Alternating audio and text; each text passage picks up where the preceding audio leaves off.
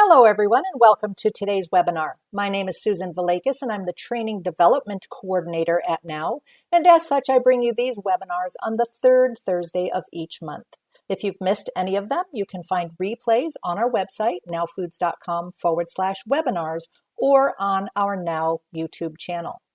If you have questions during today's presentation, just use the chat bubble that you see there on your screen. Submit your question, and we will respond to you with an answer by email. You'll also be receiving a link by email to the replay of today's presentation in case you want to watch it again or share it with someone else. So be sure to watch for it in your inbox. Let me start by welcoming you once again and thanking you for taking time today to join us for today's webinar, The Role of Nutrition in Healthy Aging. The webinar will run about 30 minutes and is being presented by one of NOW's very own, Ed Dosz, who is a senior research scientist and regulatory specialist in our Nutrition Sciences Department. I know that Ed has prepared an excellent presentation for us, so without further ado, please join me in welcoming Ed Dosz. Welcome, Ed. Thank you very much for the introduction, Sue. So as Sue mentioned, my presentation is the role of nutrition in healthy aging. To start, maybe a brief introduction.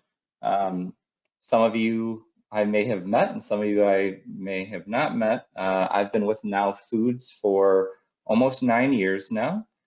My PhD is in food science and human nutrition from the University of Illinois. My focus was specifically on bioactives found in plants, namely cruciferous vegetables, so broccoli, radish, mustard, things like that.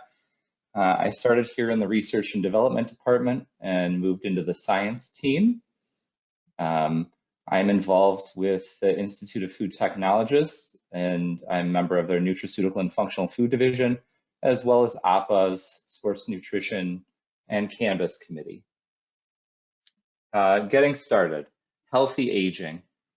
What do we mean? It's a topic that definitely affects and will affect everyone someday. So it's a continuous process, optimizing opportunities to maintain and improve physical and mental health, your independence and quality of life throughout its course. Why are we concerned with this? Why is this the presentation today?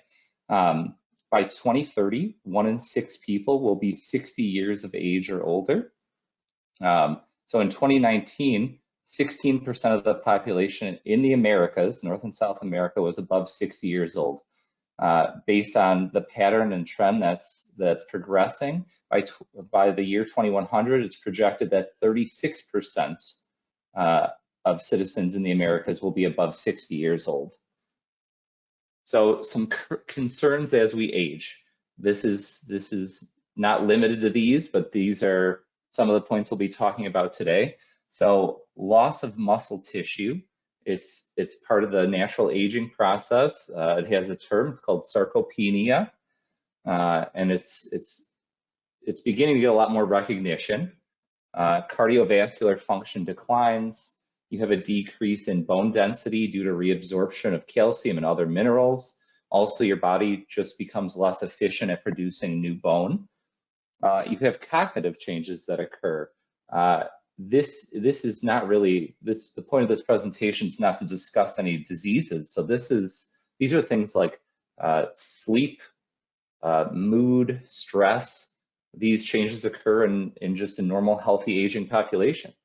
Vision changes. So we're going to specifically talk about dry eyes. They become more and more common, but we're not limited to that.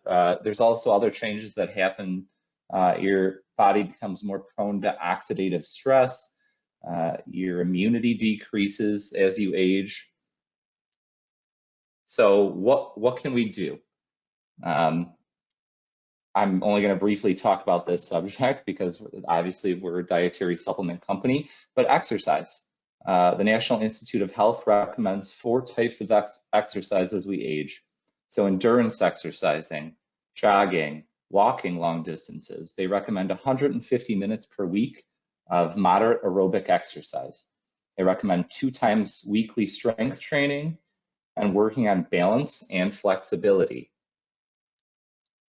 So Now we'll get into something that we play a bigger role in, which is healthy eating and modifications as we age.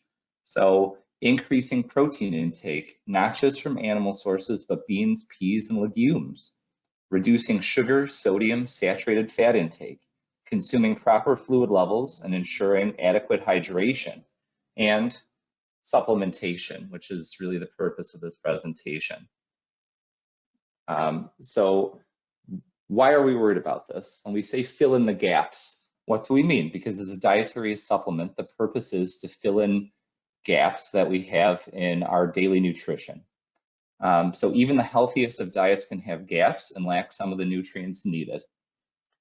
There's also some disparity looking at lower income and insecure food populations. They're more at risk for these nutrient shortfalls. So in adults over 65 years of age, national data show that diet quality tends to be poorer in those with low income. This is just a figure that shows some nutrient gaps and where supplements can come into play based on income level. And you can see with a higher income level, you have less deficiencies in recommended nutrient intakes. And as you move down into lower income, those deficiencies increase. They're more prevalent.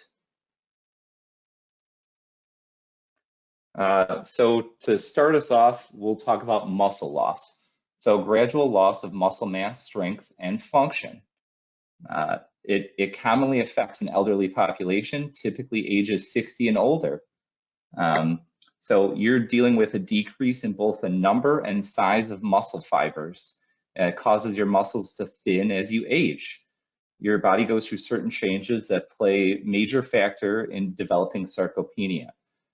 For instance, your body doesn't produce the same amount of proteins your muscles need to grow. When this happens, your muscle cells get smaller. In addition, as you grow older, certain hormones like testosterone and insulin-like growth factor, IGF-1, which some of you should be familiar with, affect your muscle fibers. This impacts both sexes equally, and you end up working into about an 8% decline of muscle mass each decade over the age of 60. So that adds up as you get older. You have a significant amount of muscle mass loss. Protein. This is where we can kind of fit in this role. Dietary sources of protein content in aging populations are important. Animal proteins such as dairy, egg, collagen. When I'm talking about dairy, it can be whey, casein, as well as plant-based sources such as soy, pea, rice, pumpkin seed, other assorted proteins that we have. They're a source of essential and non-essential amino acids. Low protein intake is associated with frailty in older adults. And when I say frailty, with an increase in frailty, you have an increased risk of events such as falling, balance loss, and I don't really need to speak about how those can cause issues in an older population. Whey protein. Obviously, we have many offerings in the whey protein space. I'm just highlighting our whey protein concentrate here, but some benefits. As you're aging, your glutathione levels are decreasing. So whey protein consumption has been shown to promote glutathione production. Whey protein is a complete protein, meaning it contains all the essential amino acids as well as the non-essential amino acids.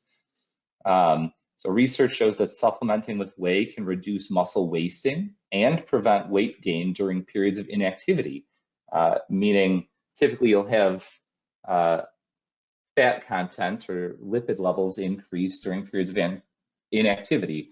Whey can help prevent that. Why do we care about glutathione? So glutathione is one of the body's main sources of free radical scavenging. And in aging cells, you have an increase in reactive oxygen species. So having more glutathione acting as a free radical scavenger is a good thing. It can help counterbalance an aging population's less efficient metabolism. Also consuming whey protein with meals, not necessarily between meals, but with meals, has been shown to actually counterbalance the impact of glucose spikes from meals that may normally contain less protein. Creatine. Creatine is definitely a supplement most people are familiar with now. It's not just for the young athlete or bodybuilder or sports enthusiast.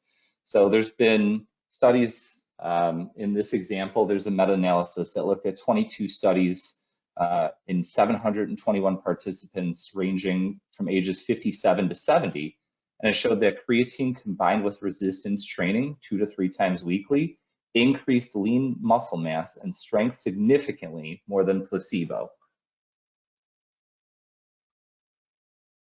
HMB.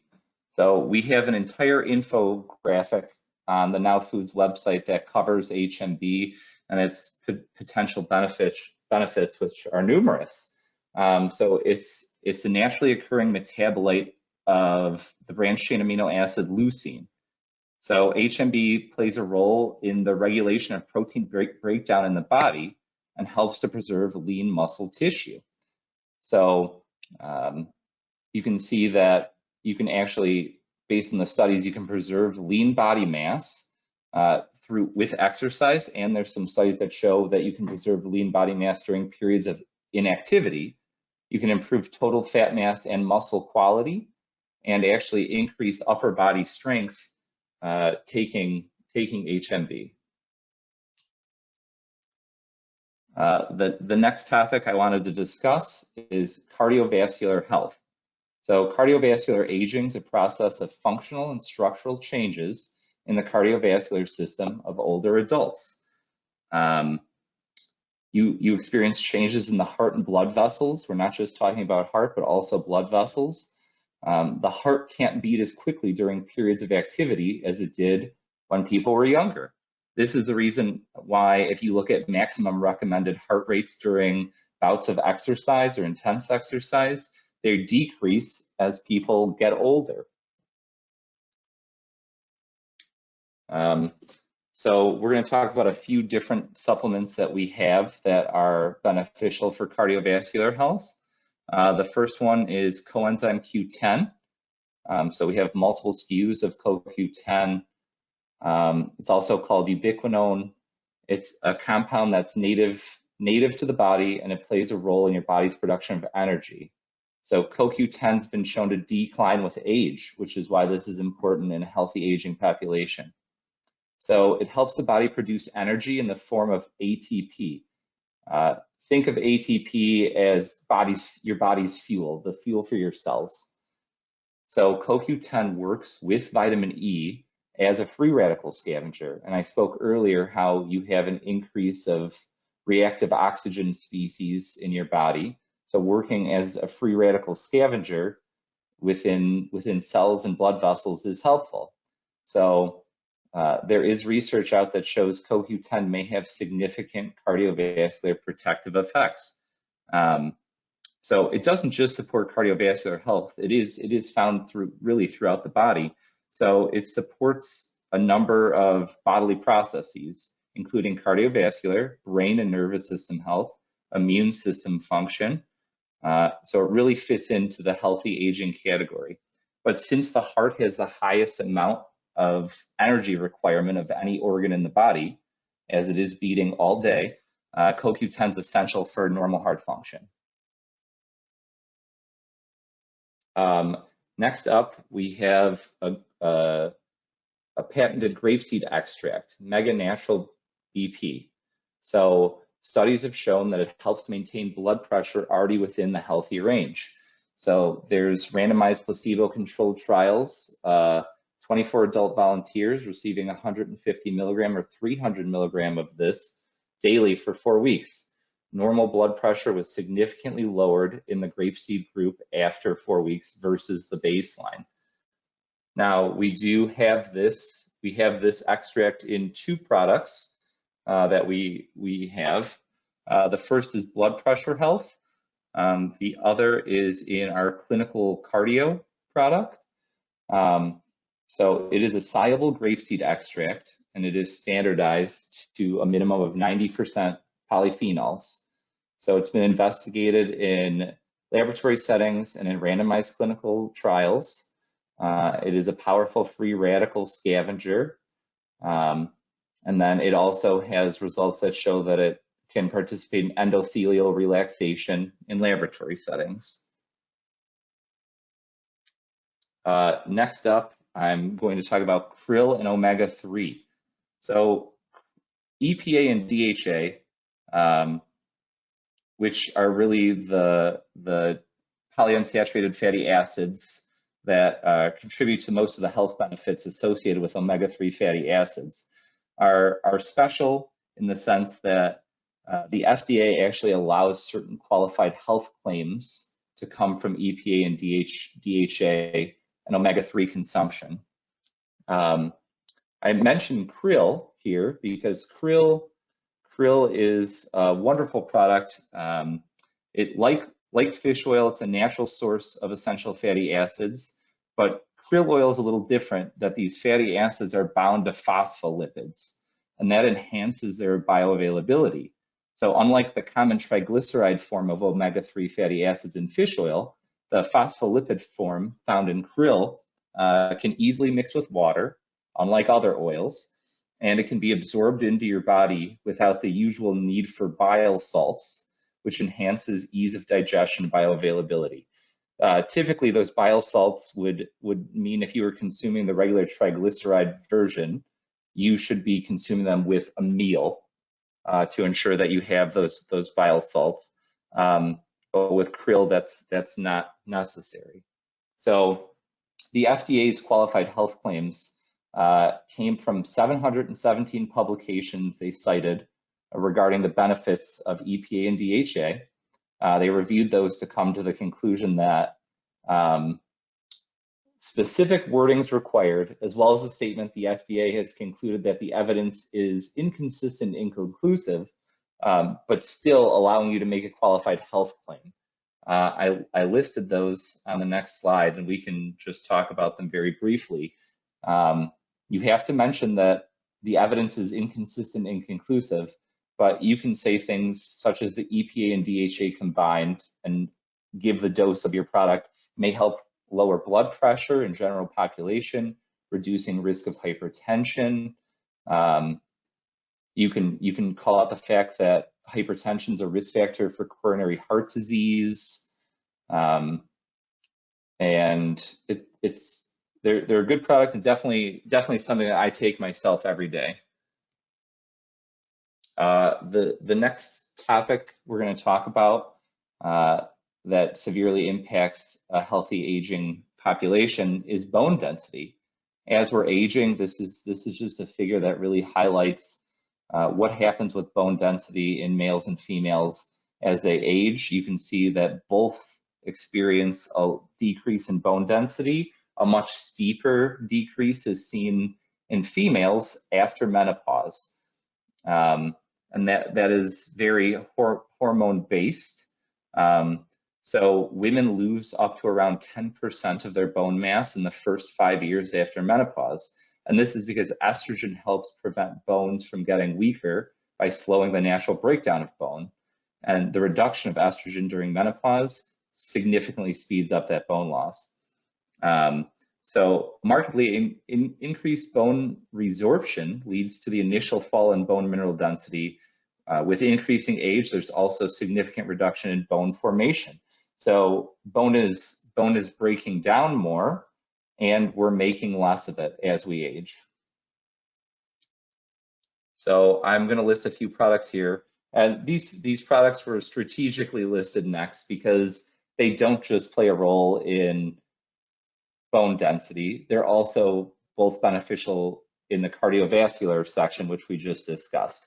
So vitamin K2, what we use is MenQ7. MK7 is one of the best clinically documented vitamin K2s on the market. It's been used in over 22 human clinical studies. It has benefits for both bone and heart health. It's necessary for proper calcium metabolism, directing it to the bones, and it works synergistically with vitamin D3. So vitamin K and D, which we'll talk about next, are both fat-soluble vitamins, and they play a role in calcium metabolism. Vitamin D promotes the production of vitamin K-dependent proteins, which require vitamin K for carboxylation, and that makes them function properly. So it's an essential vitamin for bone health, and it really helps regulate bone resorption. Next is this is a figure that really shows why we went with MENQ7 and over MK4, and why K2 is just a little differently than K1, and really what we see is the fact that MK7 has a much longer half-life of about 3 days compared to MK4 and K1. That means there's more vitamin K in circulation in the body, and thus a more prominent effect on the activation required to help with prevent bone reabsorption. Vitamin D. So vitamin D supports regulation of calcium levels in the blood, as well as phosphate homeostasis. So vitamin D also has an impact and benefit in cardiovascular health, and vitamin D deficiency can negatively influence blood pressure. But vitamin D is essential for calcium absorption and bone mineralization, which is positively associated with bone mineral density, which is what seniors begin to lose at a relatively quick rate per decade. Now, this season, this is the season where in the US at least, much of the vitamin D needed can be obtained from the sun. But in the Midwest and other areas of the US, that season is pretty short-lived, and dietary sources or supplements are needed to get to recommended levels. If you look at those recommended levels, seniors have the highest recommended daily intakes, mostly to help preserve this bone mineral density. The next area I wanted to discuss was mood and stress. So this goes back to the cognitive changes that seniors can experience. So everyone experiences stress, but according to the National Council on Aging, stress in an aging population can be much more severe. There's a lot of reasons for this. Causes such as retirement, loss, grief, boredom, loneliness. These are all common causes. Stress can manifest in more than just emotional ways. It can also be physical.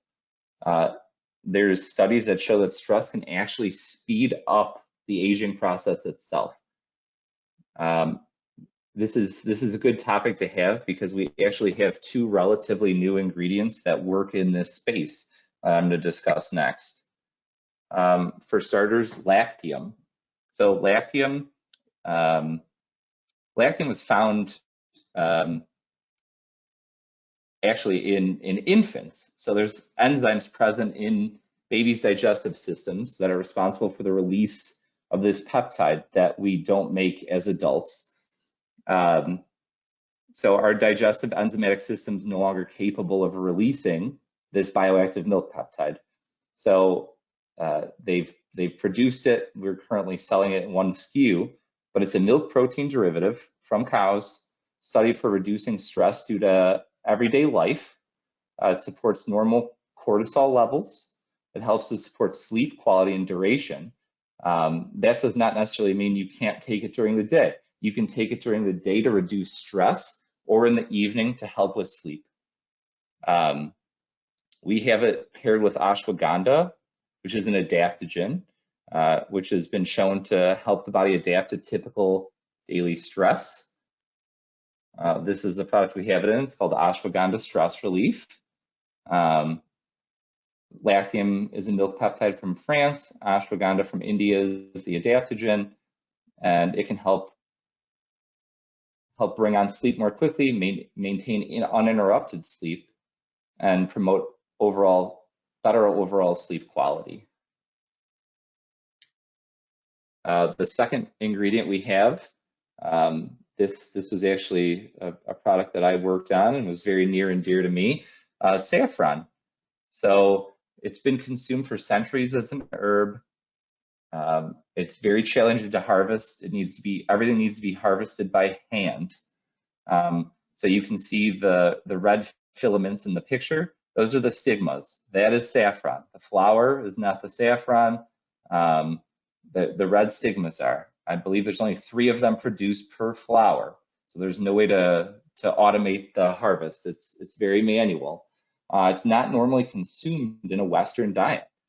But there is clinical research out there to show that saffron can help to support a positive mood, a relaxed attitude, and may also promote restful sleep. It also acts as a powerful free radical neutralizer in the body. So unlike a lot of products that are other products that are out there, we only use the stigmas. We are standardizing to crocin content and not safranol. Safranol is another positive bioactive found in saffron, but a lot of the research is actually coming from the crocin content, which we have 10%. Let's see. So acting as a powerful free radical neutralizer, you can also see how it could possibly support a balanced immune response. The next topic I want to discuss is sleep. There's no doubt that sleep changes as a function of age. So there's a lot of analyses out there showing that an aging population has decreased ability to maintain sleep. They have a higher number of awakenings, and it's harder to fall back to sleep after those nocturnal awakenings. They all have an overall reduced nocturnal sleep duration, meaning they'll sleep less, and they also have decreased deep sleep, meaning their sleep is less impactful. They're not getting that slow wave sleep that helps us recharge. So this sleep deficiency, it continues to decline slowly, but it declines slowly nonetheless with advancing age. We have a number of supplements to help support with helpful, beneficial sleep. One of my personal favorites is 5-HTP. So 5-HTP is the intermediate metabolite between the amino acid tryptophan and serotonin. So it supports the production of serotonin in the brain and central nervous system, and serotonin can impact sleep, mood, appetite, body temperature. So 5-HTP is often used as a sleep supplement because it supports that production of serotonin, which is then in turn converted to melatonin in the body.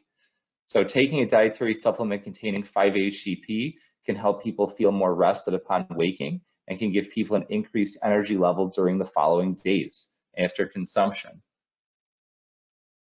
I like 5-HTP myself as well. I don't find melatonin to be as effective for me. Some of these supplements have different absorption in different populations.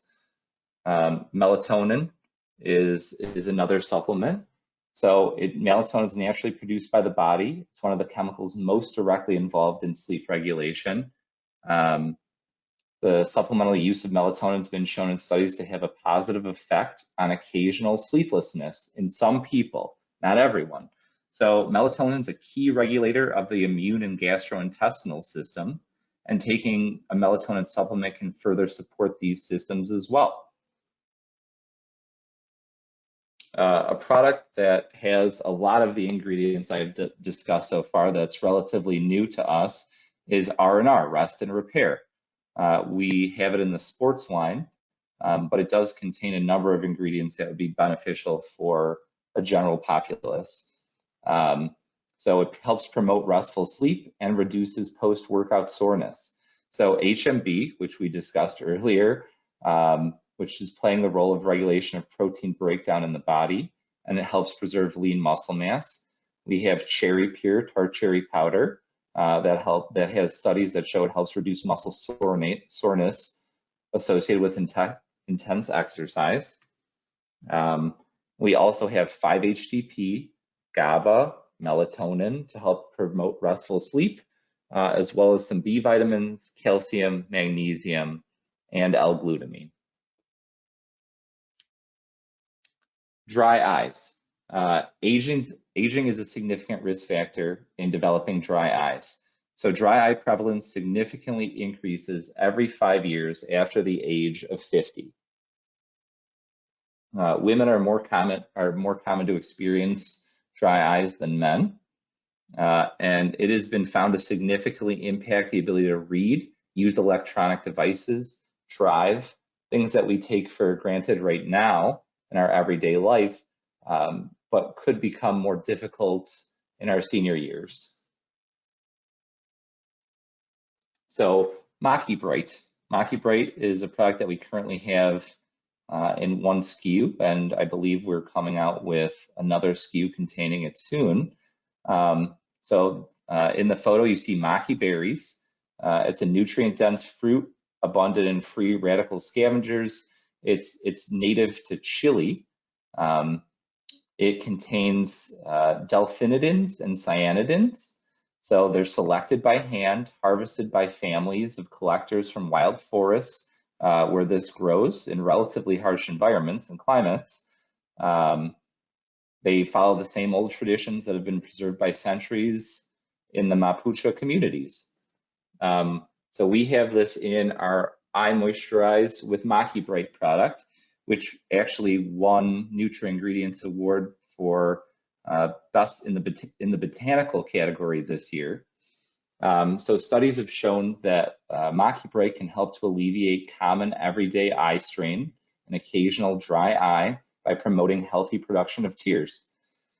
The unique anthocyanidins I mentioned previously, they help neutralize free radicals in the tear-producing cells of the eye. This helps support eye comfort and reduces eye fatigue brought on by normal computer usage. The final category that I really wanted to speak to was skin and appearance changes. So skin absolutely changes as we age. You have a thinning, loss of fat, which ends up resulting in less moisture and plumpness in your skin, and the development of wrinkles. There's a number of reasons why this happens, but some of the things that are common in an aging population are long-term sun exposure, stress, which we discussed earlier, and as we age, it is normal to have a loss of sweat and oil glands in our skin. So, collagen to support skin health. Collagen is found throughout the body. It's a fibrous supportive protein.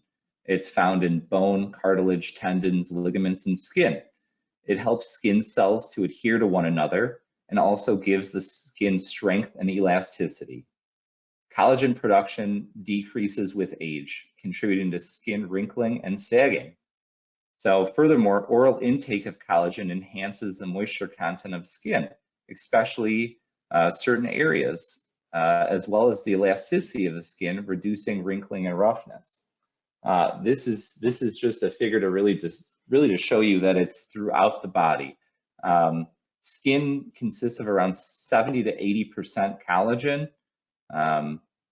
Your bones are 30% by dry weight collagen, but there's actually more in the bones than anywhere else in the body. Muscle is 80 to 90% collagen. Cartilage, the joints end up being around 70% collagen. So it really is throughout your body. We have a new product out in that space that is clinically studied. It's our Collagen Jelly Beauty Complex. We have it out in 2 flavors, sweet orange and sweet plum, and it contains Verisol, bioactive collagen peptides. So it's 2.5 grams of Verisol, which is the clinically studied dose in these, and it's been shown to reduce the appearance of fine lines and wrinkles and reduce prominence of wrinkles and fine lines. It helps skin retain youthful elasticity. It's in a travel-friendly, convenient, it's kind of like a stick pack, but with the gel inside. And the recommended serving is to take 1 jelly stick daily, chew well before swallowing. So if your body's major component is collagen, comprising of 30% of total body protein, it's useful to take a collagen supplement. So it's crucial for skin, hair, and nail health. It positively influences skin elasticity when taken for at least 4 weeks. And it may also help to maintain strong hair and nails when taken for 6 months. That is it for this presentation.